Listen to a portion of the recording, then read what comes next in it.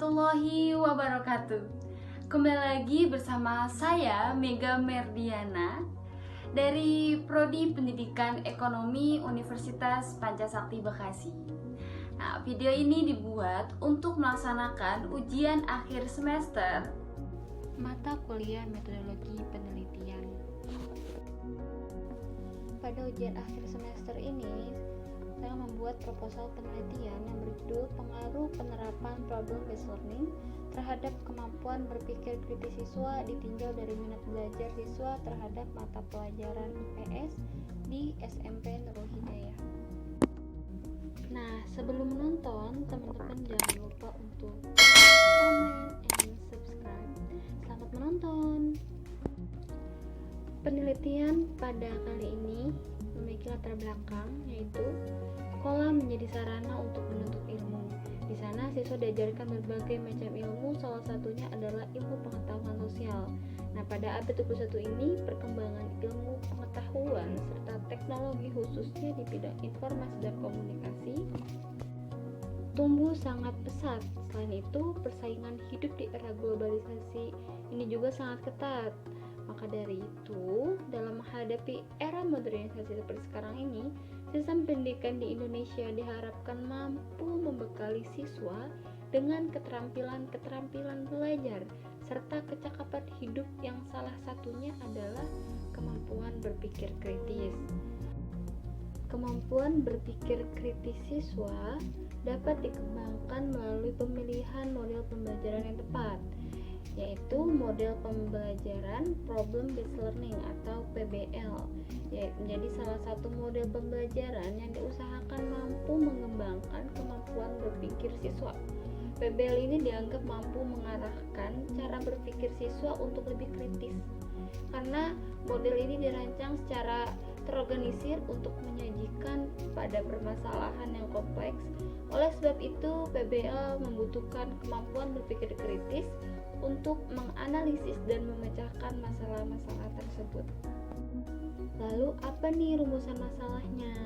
Rumusan masalahnya ada 3. Yang pertama, adakah perbedaan kemampuan berpikir kritis siswa kelas 8 pada mata pelajaran IPS menggunakan PBL dengan model ceramah di SMP Nurul Hidayah?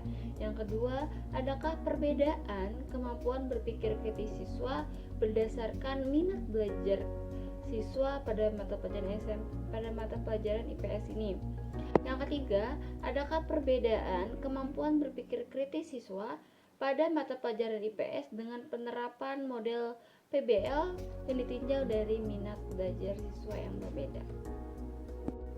Tujuan dari penelitian ini selain untuk memenuhi tugas ujian akhir semester mata kuliah metodologi penelitian, tujuannya yaitu untuk menjelaskan perbedaan penerapan model pembelajaran Problem-Based Learning dengan model ceramah terhadap kemampuan berpikir kritis siswa, untuk menjelaskan perbedaan kemampuan berpikir kritis siswa berdasarkan minat belajar, dan untuk menjelaskan perbedaan model pembelajaran Problem-Based Learning terhadap kemampuan berpikir kritis siswa ditinjau dari minat belajar siswa pada mata pelajaran IPS.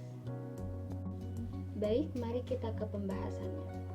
Model pembelajaran atau PBL adalah suatu pendekatan dalam kegiatan pembelajaran yang memanfaatkan kejadian realita sebagai latar belakang siswa untuk melatih diri bagaimana berasumsi secara responsif, tanggap, dan terampil sehingga dapat memperoleh wawasan pengetahuan secara mendasar dan melekat atas materi pelajaran yang sedang dipelajari.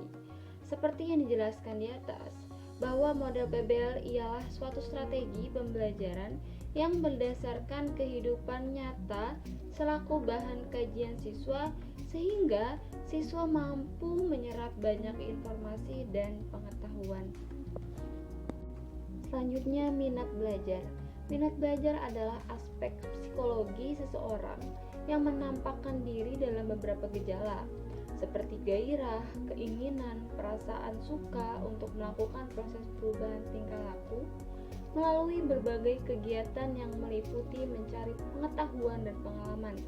Dengan kata lain, minat belajar itu ialah perhatian, rasa suka, ketertarikan seseorang siswa terhadap belajar yang ditunjukkan melalui keantusiasan, partisipasi, dan keaktifan dalam belajar. Berdasarkan pendapat tersebut, minat ialah rasa senang yang timbul dari pribadi peserta didik, dan belajar ialah kegiatan yang disengaja memiliki tujuan perubahan tingkah laku berawal dari belum tahu menjadi tahu. Metode penelitian. Penelitian ini dilaksanakan di SMP Nurul Hidayah yang berlokasi di Babelan. Dipilihnya tempat penelitian ini berawal dari studi pendahuluan yang pernah dilakukan. Di tempat ini peneliti sadar adanya permasalahan terkait hasil belajar mata pelajaran IPS yang kurang optimal. Selanjutnya, jenis penelitian. Penelitian ini merupakan jenis penelitian eksperimen semu atau quasi eksperimen dengan pre-test, post-test, control group design. Penelitian eksperimen adalah untuk mewujudkan hadirnya suatu kejadian atau keadaan. Eksperimen difungsikan untuk menyadari suatu treatment atau akibat.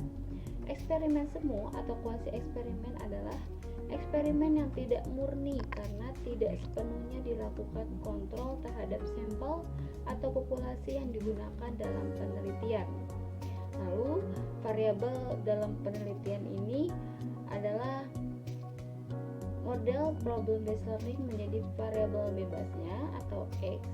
Kemudian minat belajar siswa menjadi variabel moderator atau X2. Kemudian kemampuan berpikir kritis menjadi variabel terkait atau Y. Selanjutnya populasi dan sampel. Populasi target dari penelitian ini adalah kelas 8 di SMP Nurul Hidayah. Teknik pengambilan sampel pada penelitian ini menggunakan purposive sampling. Jadi teknik ini digunakan dan langsung ditentukan oleh peneliti yang bertujuan untuk memperoleh dua sampel yang memiliki karakteristik dan kemampuan yang hampir sama. Kelas yang akan dijadikan sebagai sampel penelitian yaitu kelas 8A dan 8B. Selanjutnya, teknik pengumpulan data. Teknik pengumpulan data pada penelitian ini menggunakan tes, yaitu tes awal atau pre-test dan tes akhir atau post-test. Tes awal akan diberikan pada awal pembelajaran untuk kelas eksperimen maupun kelas kontrol, sedangkan tes akhir atau post-test digunakan untuk memperoleh data hasil belajar siswa setelah diberi perlakuan. Jadi, penelitian ini teknik pengumpulan data menggunakan pengamatan, kuesioner, dan tes. Uji hipotesis dalam penelitian ini yaitu setelah melakukan uji prasyarat dilanjutkan dengan uji hipotesis dengan perumusan HO dan HA berdasarkan hasil perhitungan dengan SPSS 16 Forlinus.